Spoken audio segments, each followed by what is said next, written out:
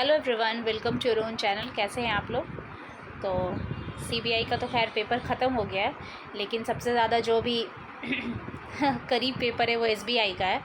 तो सबकी तैयारी चल रही है और अब तो खैर तैयारी क्या, अब तो एग्ज़ाम देने के बाद अच्छे खासों को जीए का झटका लगा होगा बहुत भयानक लेवल से कि भाई क्या पढ़ा, क्या आया, कुछ समझ नहीं आया। खैर, तो ये वीडियो बड़ा इंपॉर्टेंट था। लोग पूछ रहे थे, सीबीआई क्रेडिट ऑफिसर से रिलेटेड वीडियो है ये, जिसमें एक आरटीआई रिप्लाई आया है कि नंबर ऑफ़ कैंडिडेट्स कितने हैं, है ना, कैटेगरी वाइज क्या है, मतलब कैटेगरी इन द सेंस कि जनरल कितने फॉर्म आए, ओबीसी एससी एसटी जो भी हैं कैटेगरी वाइज। तो क्योंकि कैंडिडेट्स जितने होते हैं ना कहीं डिपेंडेंट हमारा चांसेस भी उसी पे होता है। अगर सपोज़ कीजिए कैंडिडेट्स कम फिलअप हुआ है फॉर्म, तो चांसेस भी उतने ज़्यादा बढ़ जाते हैं, राइट। वैकेंसीज़ हमेशा डिपेंड करती है कैंडिडेट्स कितने बड़े हैं। और ऐसे नो डाउट है कि सीबीआई का जो हमारा वैकेंसी है अच्छा खासा है, वो है 1000 अप्रॉक्स। क्योंकि जो बीओआई का था, बैंक ऑफ इंडिया का जब क्रेडिट ऑफिसर जो कि 2023 में आया था, उसमें आई थिंक मुझे जहाँ तक याद है 500 अप्रॉक्स वैकेंसी था। वो भी टोटल क्रेडिट का नहीं था। येस, मैं आपको ये चीज़ बता दूँ कि 350 क्रेडिट का था और रेस्ट ऑफ जो भी 150 बच रहे हैं वो आईटी सेक्टर का था। यस, आईटी सेक्टर का। और आईटी सेक्टर के लिए ये नहीं कि मतलब आप सिंपल ग्रेजुएट है तो आप आईटी के लिए भर सकते हैं, नहीं, बिल्कुल नहीं। आपके पास कुछ इंजीनियरिंग की डिग्री होनी चाहिए और वो भी शायद स्ट्रीम भी एक फ़िक्स स्ट्रीम था, तभी आप आईटी के लिए भर सकते थे। बट इसमें ऐसा नहीं है, इसमें 1000 वैकेंसी है, टोटल क्रेडिट के लिए है। छोटे छोटे क्वेश्चन मैं बता देती हूँ। डिस्क्रिप्टिव इसमें आपका क्वालिफाइंग नेचर नहीं है, इसका मार्क्स ऐड होगा तो ऑटोमेटिक आपका जो मार्क्स है उसमें आपका जो डिस्क्रिप्टिव मार्क्स जब ऐड होगा तो वो इंक्रीज़ होगा, जाहिर सी बात है। तो ये जो भी छोटे छोटे पॉइंट्स आई होप क्लियर होगा। बट आरटीआई जो रिप्लाई आया है मैं उस पर अभी आपको लेकर चलती हूँ, एक बार आप भी देख लीजिए। ये रहा, जिसमें एक सेकेंड मैं चेंज कर लेती हूँ। यहाँ पे क्लियर लिखा हुआ है, what is the total applicants for CBI, मतलब credit office recruitment. Second question ये है, what is the category wise breakup of total applicant, general, OBC, ST, EWS और जो भी कैटेगरी है उनका। तो वो क्या है, मैं एक बार आपको लेकर चलती हूँ इसके आंसर्स पे। ये देखिए, सबसे पहले आप देखिए general, OBC, ST, SC, EWS, जो टोटल देखिए आपका जो फॉर्म आया है, मतलब फॉर्म जो भी रिसीव हुए हैं 3508 अप्रॉक्स जनरल के, 3000 नहीं, सॉरी 30,000 ना कि 3000, 30,000 हैं। 46,000 अप्रॉक्स ओबीसी के हैं, हर बार की तरह ओबीसी ज़्यादा फॉर्म आया है।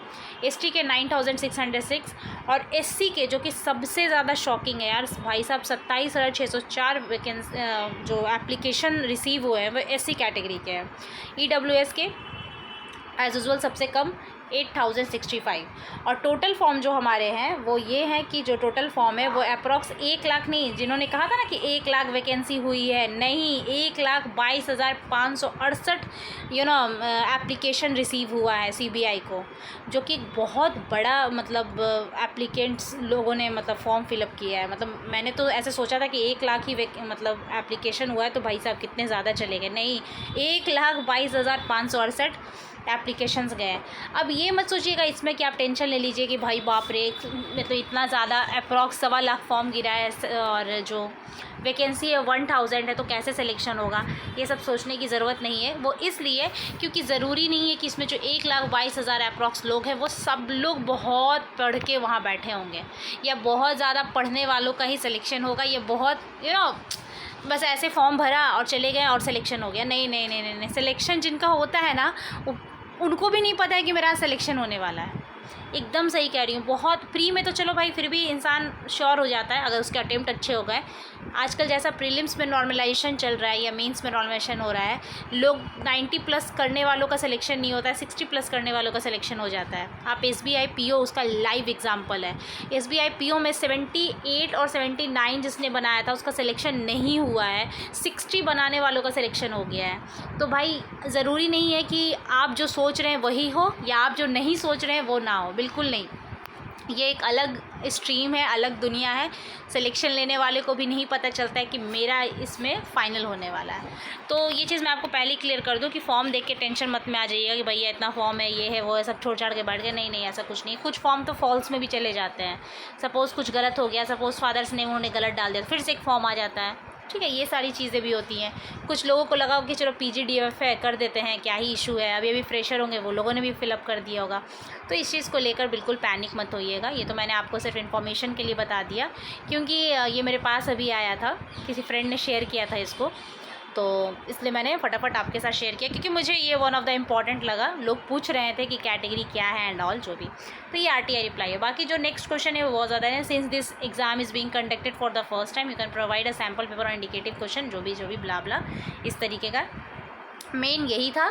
सो आई होप जिनका अच्छा हुआ है इंटरव्यू की प्रिपरेशन में लग जाइए।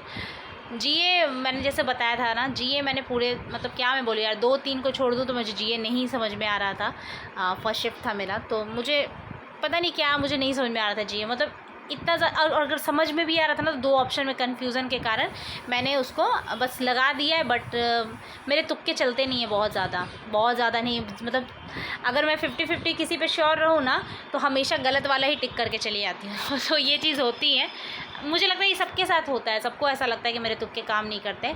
बट ठीक है, चलो, वो तो जो हो गया सो हो गया, देखते हैं आगे क्या होता है। तब तक अपना ख्याल रखें, और बस अपना ख्याल रखें। Thank you so much.